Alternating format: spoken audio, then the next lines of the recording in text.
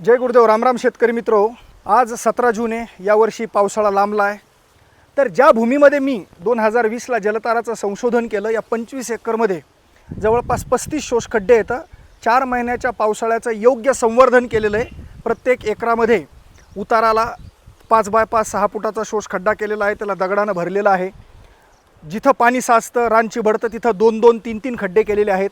म्हणजे या 25 एकरमध्ये पडलेल्या पावसाचा प्रत्येक थेंब इथंच मुरतो. तर या 4 वर्षामध्ये काय चमत्कार घडला मला हे तुम्हाला सांगायचं आहे. ही माझ्या आजोबानं 65 वर्षापूर्वी केलेली विहीर आहे. जवळपास 12 ते 13 फुटाचा घेर असेल. वरतून खालून तर 10 फुटाचा घेर आहे आणि खोली पाहिली तर फक्त 40 फूट खोल आहे. आणि आता सध्या या भागामध्ये जे पाणी या शोषखड्ड्यातून 4 महिन्याच्या पावसाळ्यात मुरतं, तर या पाण्याची वॉटर लेवल आणि भूजल पातळी किती वर आलेली आहे याचं प्रमाण आणि याचा पुरावा मला आज तुम्हाला दाखवायचा आहे.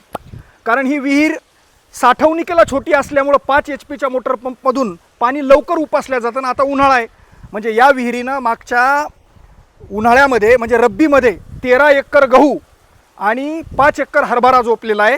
म्हणजे पूर्ण रब्बी ताकदीनं मी काढलेली आहे. आणि आता हिला जवळपास 25 फूट पाणी याच्यात भरल्या जातं. पण आज दिवसभर आम्ही मोटर चालू केली आणि मला तपासायचं होतं की हिची भूजल पातळी किती फुटावर आलेली आहे. म्हणून मी आज तुम्हाला दाखवू इच्छितो की या विहिरीची जमीन लेवलपासून माझ्या आजोबानं 3 आडवे होल घेतलेले आहेत. त्या आडवे होल हे जमीन लेवलपासून 23 फुटावर आहेत.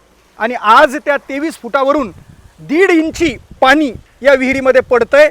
म्हणजे माझ्या जमिनीतली भूजल पातळी ही 23 फुटापर्यंत आलेली आहे. हा चमत्कार आहे जलताराचा. हे काही भविष्य नाही किंवा हे काही प्रमाण नाही आहे किंवा चमत्कार नाही आहे. पावसाचं अब्जो लिटर पाणी या 50 शोषखड्ड्यातून जमिनीमध्ये मुरल्या गेलं आणि पूर्ण जमिनीमधली भूजल पातळी वाढत आली. त्यामुळं आज माझ्या विहिरीतून मी दाखवू इच्छितो तुम्हाला की 23 फुटावरून 3 बुंगळ्यातून पाणी खाली पडत आहे. तुम्ही पाहू शकता पाणी किती जोरानं पडतं. आणखीन एकही पाऊस शेतकरी मित्र हो झालेला नाही, एकही पाऊस आमच्या भागामध्ये. पण आज सकाळी 5ला मी मोटर पंप चालू केला. जवळपास आता 5 म्हणजे 12 तास पाणी पूर्ण उपसलं 25 फूट. कारण तिची साठवणूक कमी आहे आणि 5 HP मोटर पंप आणि 1.5 HP मोटर पंप हॉटेलसाठी चालू आहे. आता पाहत असताल तुम्ही या बाजूनं वरतून 23 फुटावर बुंगळा आहे, त्याच्यातून 1.5 इंची पाणी पडतंय. इकडच्या बाजूनं बुंगळा आहे, त्याच्यातून 1 ते 1.25 इंची पाणी पडतंय. इकडच्या बाजूनं बुंगळा आहे. पूर्ण या साईडचा भाग हा पूर्ण पाझरतोय आणि पाणी पडतंय. म्हणजे आत्ता मी मोटर बंद करून अवघे 10 मिनिट झालेत. 10 मिनिटामध्ये जवळपास 2 ते 2.5 फूट पाणी विहिरीत भरलेलं आहे. आणि हे पाणी 5 ते 6 तासात पुन्हा 25 फूट भरतं. म्हणजे माझ्या जमिनीची भूजल पातळी 25 फुटावर आलेली आहे 4 वर्षामध्ये.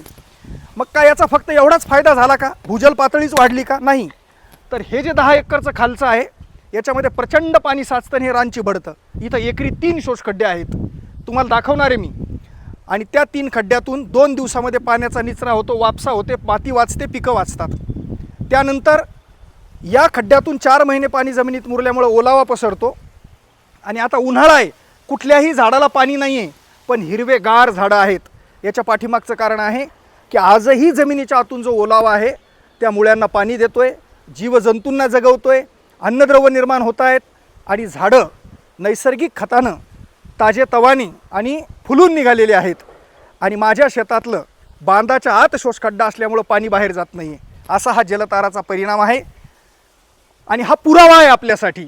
म्हणून माझी विनंती आहे सगळ्या शेतकऱ्यांना की येणारे दिवसमान कसे आहेत हे आपण सांगू शकत नाही.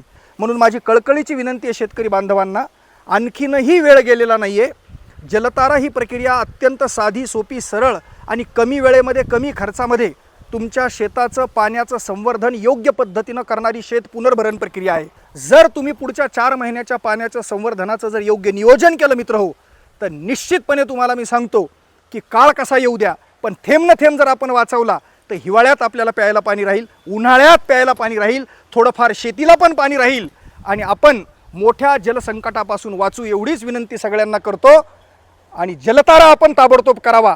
एक संशोधक म्हणून मला आनंद होतो की हे संशोधन परमपूज्य गुरुजींच्या आशीर्वादानं मला सुचलं आणि मी आज भारतभर शेतकरी वाचवण्यासाठी, पाणी वाचवण्यासाठी, त्याचं संवर्धन करण्यासाठी दिवस रात्र फिरत आहे. आपल्या आशीर्वादानं तुमच्यापर्यंत हा संदेश पोहोचवत आहे. ताबडतोब जलतारा करा. धन्यवाद.